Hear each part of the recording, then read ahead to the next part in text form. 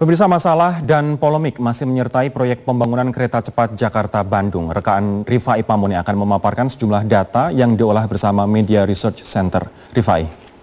Ya, Rodi Asari, selain permasalahan landasan hukum dan juga kepastian hukum yang disebutkan oleh beberapa orang narasumber yang Anda ajak berdialog hari ini, tentunya masyarakat juga perlu mengetahui bahwa proyek mega infrastruktur ini harus bisa menjadi pilot project apabila nanti sukses bisa menjadi salah satu solusi bagi transportasi massal masa depan. Kita akan lihat beberapa fakta dan data yang kami kumpulkan bersama dengan rekan-rekan dari Media Research Center. Ini adalah proyeksi kereta cepat apabila nanti usai dilaksanakan hingga tahun 2018 akan melewati 4 stasiun yang berada di wilayah Jakarta hingga Bandung, Jawa Barat. Dari stasiun Halim dengan lintasan hingga 142 km, lalu nanti akan sampai di stasiun Karawang. Kecepatannya ini bisa mencapai rata-rata 200 hingga 300 km per jam.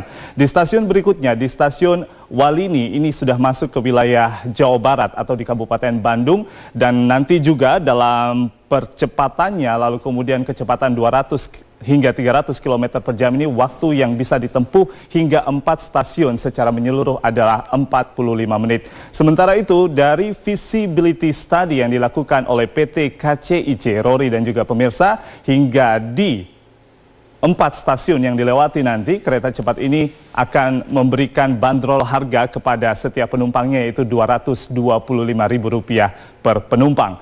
Dan di slide berikutnya, ini juga akan sangat menarik karena terkait dengan skema pembangunan atau kerjasama yang dilakukan antara konsorsium BUMN di Indonesia dan juga di negara Cina. Nilai proyek dalam proyek ini 5,5 miliar US dollar dalam kapasitas rupiah atau nilai rupiah. Kalau kita rata-rata dalam kurs Rp13.000 ini akan mencapai Rp72,6 triliun. Tentunya ini nilai yang cukup besar. Lalu kemudian kerjasama konsorsium ini dilakukan antara BUMN, RI dan juga Cina dan membentuk satu perusahaan baru lagi, yaitu PT Kereta Cepat Indonesia Cina atau yang kita kenal dengan PT KCIC. Dan durasi konsesi 50 tahun ini sudah disepakati antara Kementerian Perhubungan dan juga PT KCIC, di mana prediksi dari return of investment yang dihitung oleh PT KCIC sekitar 40 tahun sudah balik modal. Namun ini masih terus bisa diperdebatkan.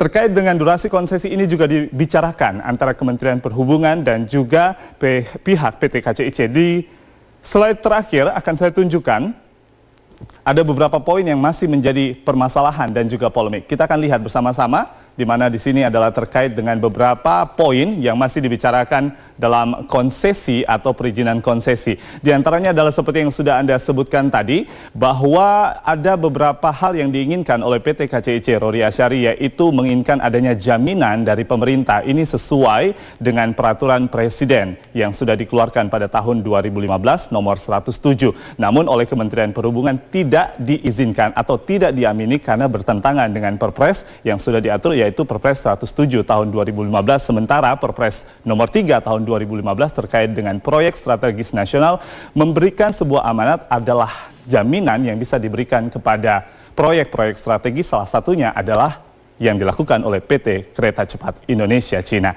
Dan beberapa komitmen yang sudah disampaikan oleh PT KCIC untuk membangun infrastruktur yang begitu megah ini semoga nanti bisa terwujud, namun permasalahan di awal tetap harus diselesaikan. Rodi Asyari. Ini kelihatan wah sekali begitu ya, wah sekali, tapi izin pembangunan belum keluar, Pak Anggoro. Alasan Kemenhub adalah karena tidak adanya desain rancang bangun dan juga studi AMDAL. Betulkah seperti itu? Yang pertama, desain rancang bangun sudah kami sampaikan.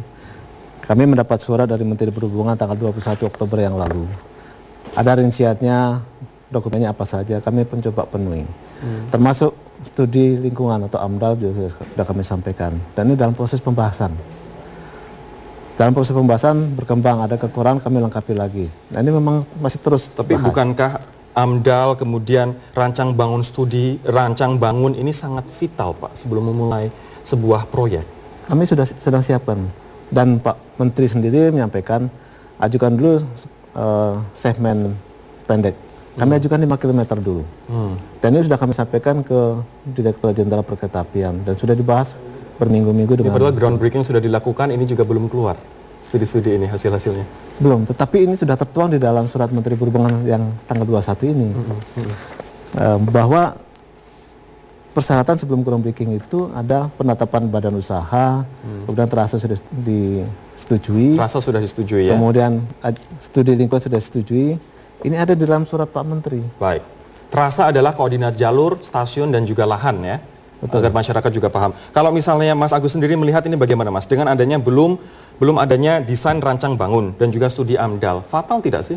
Ya harusnya kan harus dilengkapi dulu ya. Jadi untuk memberikan izin kan begini, di Perpres 17/2015 itu tanggung jawab ada di Menhub. Jadi semua soal safety, soal segala itu Menhub yang pegang. Ketika nanti ada apa-apa dia yang salah. Kalau sampai dia memberi tanda tangan.